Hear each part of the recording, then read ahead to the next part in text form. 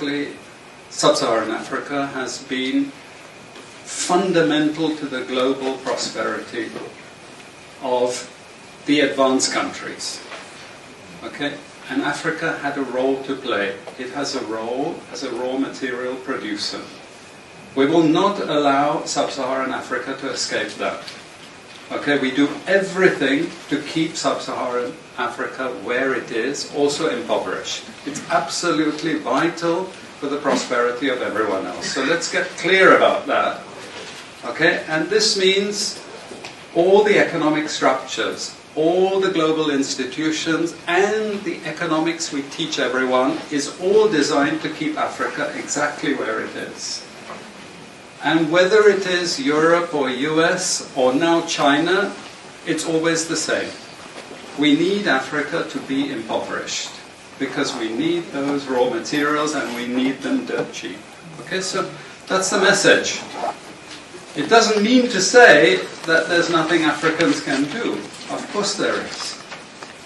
Okay, but this is the opposition that they're fighting. This is what it's about. Because if Africa does do something different, I assure you living standards of all those in Europe and North America and Asia is going to fall. Okay? And that is a big price to pay. I assure you that the West is not going to allow that without a big fight. Okay, so this is what it's fundamentally about. What I want to show you is how these structures are operating. It's just 20 minutes, so we can't do very much, but just to give you a little bit of an idea. And why I keep the ideology part there is because we are part of the producers of ideology.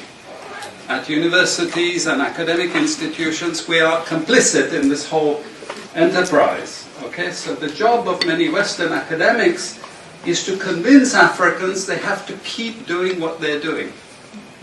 Okay? And to show them it's your fault that you're poor. It's not our fault. It's your fault that you're poor. You know? So this is what we do in academic institutions, and I want to show that as well.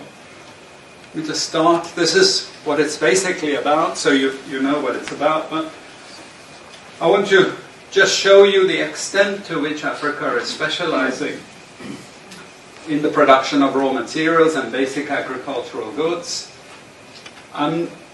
We know the basic forces that have caused this underdevelopment. We know it's colonization. I will not discuss that very much because my colleague speaker is going to go into some aspects of this. But I do want to discuss the global economic structures, the global financial institutions, and economic ideology, briefly, to give you a flavor of those.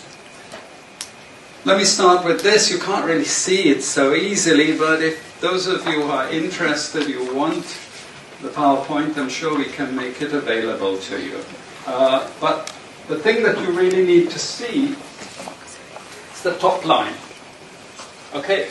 And the extent of dependency is captured by this statistic at the top. Okay? And you compare it with all other income groups, and what you see is essentially in that one statistic how dependent sub-Saharan Africa is on raw material production.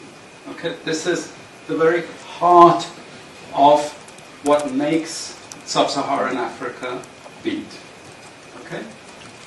Here, just to have a look at one very important additional statistic, with all this export coming from sub-Saharan Africa, how much does sub-Saharan Africa account for in terms of global trade value? We know there are vast resources coming from there, but look at the bottom line in terms of global trade value. Look at that. 0.5%, 1975, 0.95%, going down to 0.1. To 0.1. Meaning that with all these vast resources being produced, how much are they getting for it? Nothing. Nothing. This is a very significant piece of data. Then I just want to show you what has happened to sub-Saharan Africa, because what we know, and from all studies, no country ever develops without manufacturing. Okay, producing raw materials will not take you anywhere. Producing basic agricultural goods will not take you anywhere. And let's have a look at how much manufacturing activity takes place in sub-Saharan Africa. We can look over the last 15 odd years, 15, 20 years. And we see manufacturing has actually declined as a percentage of the total. This is percentages of total production in sub-Saharan Africa. How much of it is accounted for by manufacturing? So this figure here is 17% of the total. Most of the rest, when we talk of industry, it includes manufacturing, but the bulk of it is mining. Okay? Raw material extraction. This is the bulk of it. And here we see actually raw material extraction has stayed the same. What has caused industry to fall is the fall in manufacturing production. This is deliberate because we will never, as Western economists, as Western policymakers, we cannot afford to allow Africa to industrialize and start producing manufactures. Okay, so we will do everything to stop that. And I'm going to show you how we actually block that. It's